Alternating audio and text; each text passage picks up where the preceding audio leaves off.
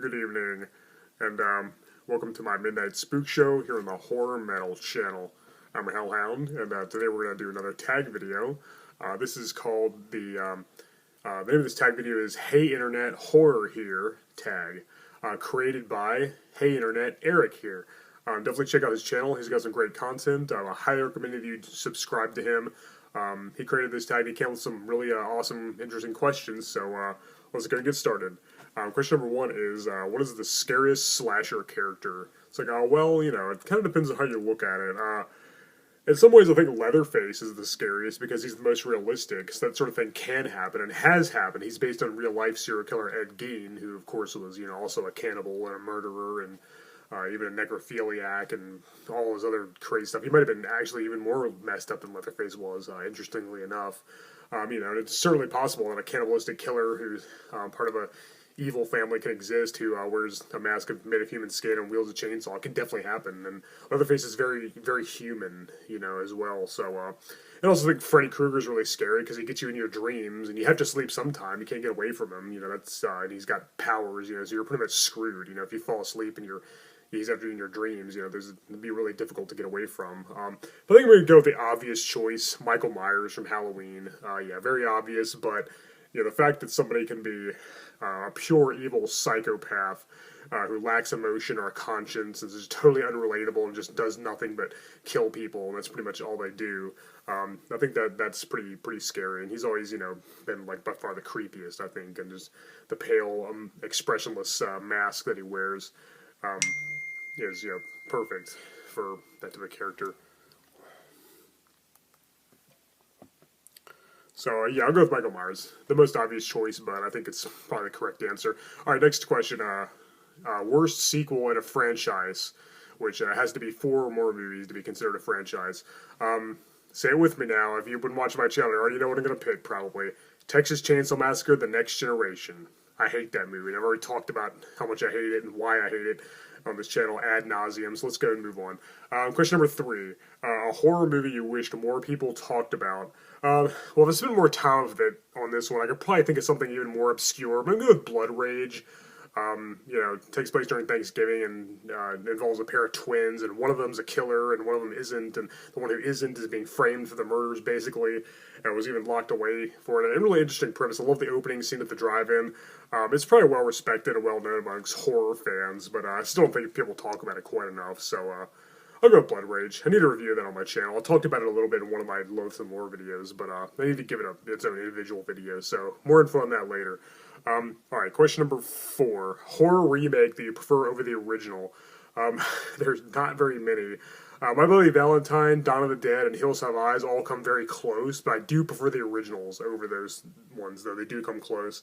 I think the only 2 remakes I can think of that I actually prefer the original are The Fly, which I prefer it over the original by a hair because I like the original a lot. I think the remake with Jeff Goldblum, directed by David Cronenberg from 1986, is just a little bit better than the '50s one with Vincent Price. But the only remake I can think of that blows the original away is The Thing, directed by John Carpenter with Kurt Russell from 1982. I like the original of The Thing from Another World from the '50s. It's a good movie, but I think the original improves upon it in pretty much every way. It's far superior, and it's even closer to the story that it was based on. So in some ways, you could kind of consider it not really a remake of another movie, just a separate book adaptation, but it definitely pays homage to the original, the title, and even the opening title card are inspired by the original movie. And John Carpenter was a fan of the original movie, as evidenced in the movie Halloween. They show clips from it on TV, and so his version probably wouldn't exist if he hadn't seen the original movie. So, but yeah, I'll go with The Thing. Pretty obvious choice, but that's really one of the only ones I can think of that I actually liked better than the original. Okay, let's move on.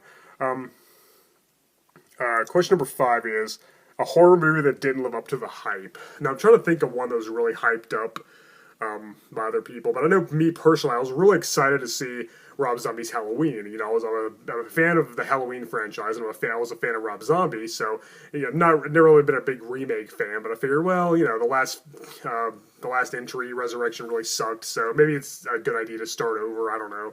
And Rob Zombie's doing it, so I thought this might be good. Then I saw it, and I was really disappointed. It was a total letdown.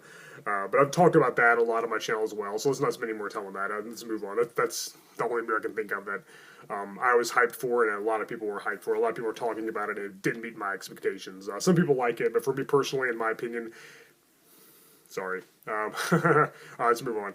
Question number 6. A favorite horror animal. Well, I guess the obvious answer is the shark from Jaws. Some people don't consider that a horror movie, but I think it's definitely got some horror elements. Being in the ocean with a great white shark's one of the most terrifying, realistic things I can think of that can actually happen. And then there's like Cujo, and let's go with another obvious choice, just get things moving. I could probably think of a better choice. I'm going to go with Church from Pet Sematary, the evil undead cat. I I love that cat.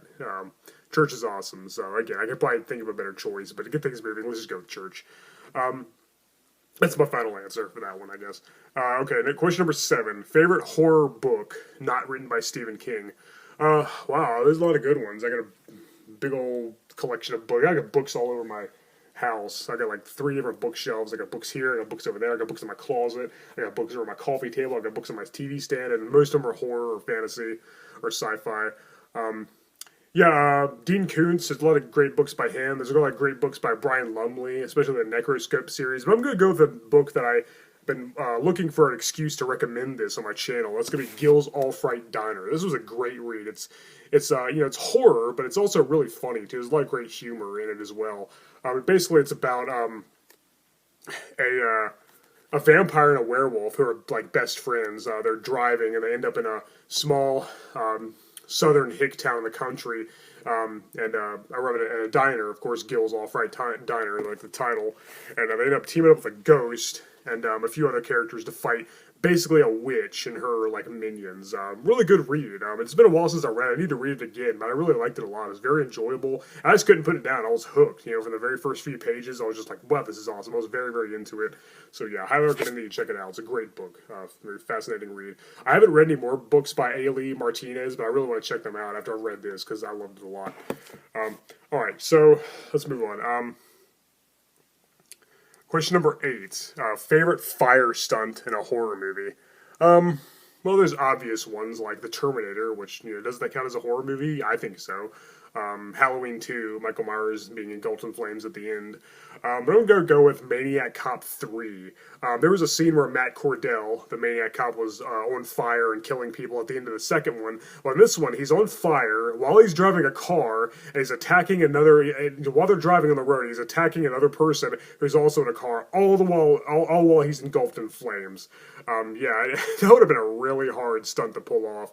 The movie wasn't that great. I love the first 2. Part 3 was just kind of meh. It was okay. It was definitely the weakest of the 3, but I thought that ending was really, really cool and explosive. Even though it kind of repeated the same thing we saw at the end of part 2. But this time he's driving in a car and he's on fire. So it's like, wow. I know that had to be hard to pull off. So I could probably think of a better one, a more obvious one, but I'll go with that because I don't really hear people talk about that one too much.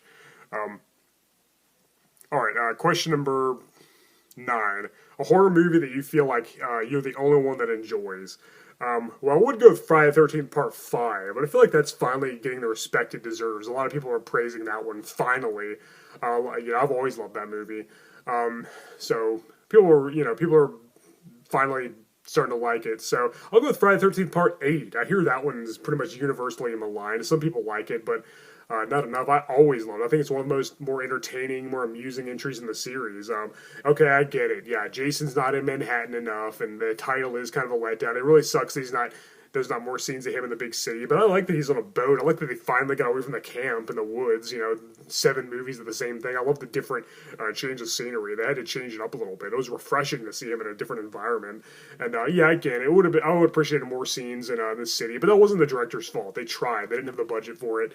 And once they did get to the city, it was well worth the wait. I think they milked it for all it's worth. We saw a lot of great action in the city. So I think that movie's very underrated, and it feels like I'm one of the only ones that likes it. So I don't care. I'll defend that movie until the day I die. I think it's great. It's flawed for sure, but those movies weren't Shakespeare to begin with. So Who cares? All right. So anyway, let's move on.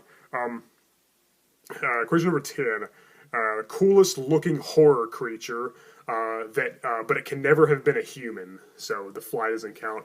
Well, I already mentioned the Thing earlier, but I think we're gonna have to go with the Thing yet again. That's just such an awesome looking alien. The special effects are breathtaking. Just spectacular. It's a phenomenal design. And yeah, again, I did already mention that earlier, but I think that's the one correct answer. Yeah, it's just really cool looking. I can also say maybe the Xenomorph from Alien or the Predator from, well, Predator. But I'll go with the Thing. Alright, yeah, so I think that's the coolest looking horror creature. Alright, question number 11. A horror movie that you didn't expect to like and really ended up enjoying. I'll go with It Follows, because I remember, I heard mixed things about it. Some people really loved it, some people really hated it. And, I was kind of expecting just kind of a cheap, typical, like, modern MTV-style, glossed-over, gimmicky movie. That's really predictable. And even when I started watching it, like the first 5 minutes, I was like, I bet I know exactly what's going to happen. But no, I didn't see that coming. It was really creepy. It was really unsettling, really suspenseful. There was no unnecessary explanations. They didn't delve into the backstory of the monster of the movie too much. There wasn't any unnecessary twists and turns. But I still didn't really see most of it coming. I was like, wow, it was just a genuinely creepy, eerie movie with a very interesting and original premise. Some people say it rips off Final Destination, and I love those movies, but I think most of the sequels are just kind of more about the kills and the and the gore and stuff, and the deaths themselves are a little more like gimmicky. Which again, I love them, but I think It Follows is just a more was way more unique than people give it credit for. There's a lot of movies. Modern horror movies are really derivative and reminiscent of something we've seen before, not very original. But this one I definitely think was. I liked it a lot, and I need to watch it again because I liked it a lot. I know some people don't agree. Some either love it or hate it, but whatever. I'm one of the ones who loves it. I thought it was really really good, and I'd love to see a sequel. So I'll go with It Follows. All right, the final question: most memorable horror ending, and to me, there's always been one correct answer, and that's Sleepaway Camp. Probably an obvious choice, but you're never going to forget that ending. It's shocking. It came out of nowhere. And when I first saw the movie, I kind of guessed that Angela was the killer. Spoiler alert, sorry. I knew it was either her or her cousin Ricky. And I kind of figured, she's bullied and she's quiet and she's the outcast. And, most of the people that are killed are the ones that, teased her and tormented her. I was like, I was thinking it might be her cousin. I was thinking more about it's probably her. She's probably the killer. But I did not expect that she was actually a male the whole time. She was actually Peter. Who was he was the one that survived, and Angela was actually the one that died. It was two siblings, and they're in a boating accident at the beginning, and Peter died, or no, Angela actually died, and Peter survived. And they led you to believe that Angela was the one that survived. It was all the way around. It turns out it was actually the crazy aunt played by Desiree Gould, who was probably the creepiest character in the movie. She wanted a girl. She already had a boy. She already had a son, so she made Peter become Angela and dressed like a girl and live like it was a girl, and probably some psychological abuse there. Lost a lot of his family in a boating accident, and then his aunt's forcing him to be to change his gender against his will. So I didn't see that coming at all. I was like, whoa, that really threw me for a loop. So I'd say that's the most memorable and one of the most shocking twist endings in a horror movie ever. There's a lot of other good ones you could pick from, but that one stuck with me the most, probably. Alright guys, well, thank you for watching my video. I'm Hellhound. This has been the Midnight Spook Show and the Horror Metal channel. Check out the original video by Hey Internet Eric here, and subscribe to his channel.